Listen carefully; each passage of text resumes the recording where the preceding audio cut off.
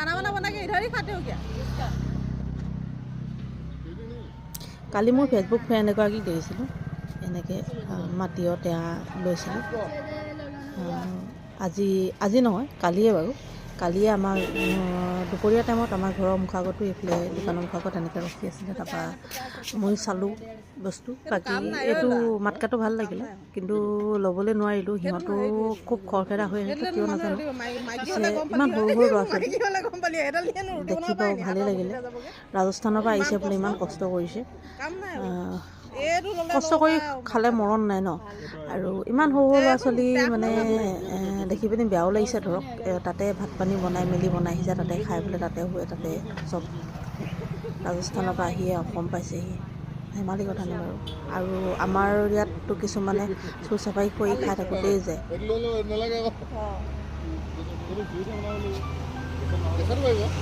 মাতকাটো পিছে কালি মই ল'ব নোৱাৰিলে কি হ'ব, আজি বজাৰ যাওঁতে বুধবাৰ বজাৰত মই ল'লোঁ মাতকাটো।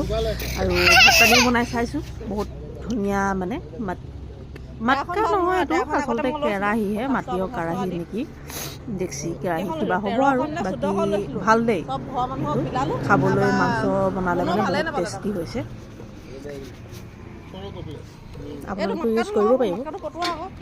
মাতকাটো পটোৱা আকৌ, মই এটা ল'ম। দুটা ল'লে কিমান ল'ব সোধা আকৌ।